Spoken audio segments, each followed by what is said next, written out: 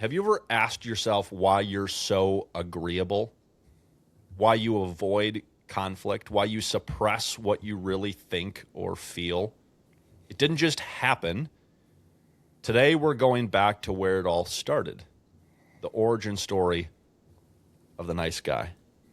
Nick, you and I were just talking before we started this that if you say coping identity, or the way I found myself more often operating, is the other archetype that Dr. Robert Glover talks about, and that's the macho jerk.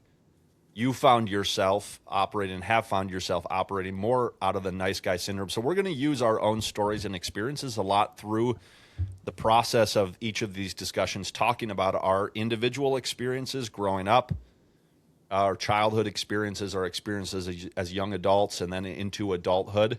But we're also going to talk about our relationship. You and I have been working closely together, linking arms as we've built the Freedom Group over the past several years. Uncomfortably close. These ways of relating have emerged in the context of our relationship. And I would say from my standpoint that it's been both healing as well as created friction in how I show up to the world around me. And it's been a really great mirror or reflection of the way that I impact people as I show up, both in my strengths as well as in the weaknesses of that. And I would go so far as to say that working closely with you has helped refine me closer to who I actually am, or transform the malformed parts of me closer to who I actually am, because we push on each other, because there is that honest reflection that each of the virtues we're going to talk about in the coming weeks kind of, I think, at different times have been expressed in the context of a relationship. So I just want to start there. And because we're talking through the lens of the nice guy, and that's the role you have found yourself playing in, we're gonna lean heavily on your story and your experience to be able to draw out these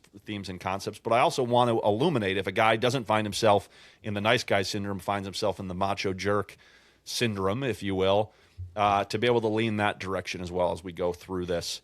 I want to start where this begins. You weren't born this way, you became this way. So I want to hear from you, Nick. What does this look like in identifying this or connecting?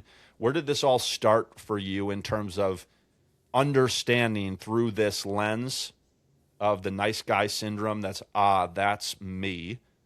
And then as you've done the story work and the process of uncovering more of your story, and how does that emerge in your reality today? How did that all progress for you?